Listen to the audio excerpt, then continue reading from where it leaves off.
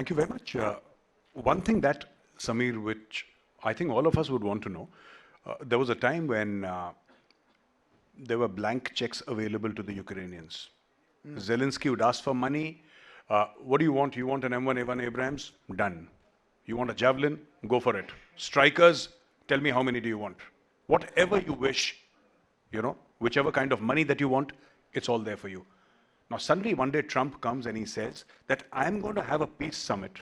I'm going to send my top guy and there will be no representation of the Ukrainians. This is exactly what Zelensky used to do some time back. Have these peace summits throughout the world, the last large one being in Switzerland, if you remember, and there were no Russians for whatever reason. The Russian presence was not there. Now, what is the reason for this flip, this sudden flip? And it is not a U-turn, it's like a V-turn. It's just like it goes and it comes back. How did it happen so suddenly and what is the logic behind it? Gaurav, many in this part of the world, many in this room, and I can see Indrani and Harsh here as well, would have always argued that the real contest was between an American-led West versus Russia.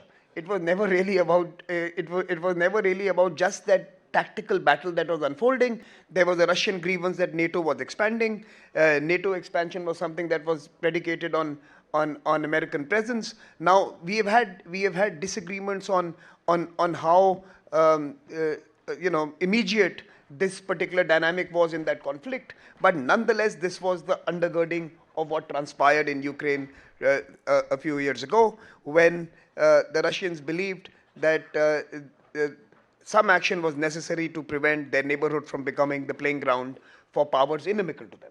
And by the way, if you were to travel to, say, the African continent or parts of the global south, they have always identified and understood this conflict to be one between the US-led West and Russia. They were very clear about this, right? And they were also very clear that peace or any further progress towards conciliation is only going to be a conversation between the Russians and the Americans. There was no doubt in anyone's mind that the Europeans could negotiate with the Russians or the Ukrainians had to negotiate with the Russians. The negotiations were always going to be on a new détente or entente between the Russians and the Americans, and that is what is happening. Trump knew this. By the way, even Biden knew this. But I don't think Biden was necessarily in control of his White House, as now we are getting to learn.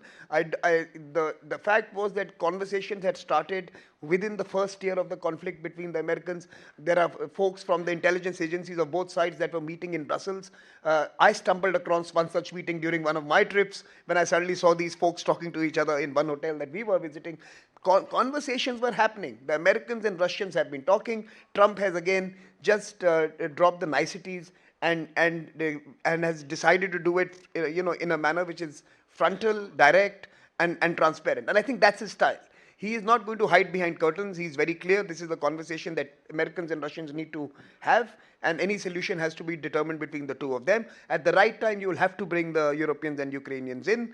And of course, end of the day, the map that has been redrawn on the battlefield is difficult to change without significant dialogue that caters to both sides' key concerns.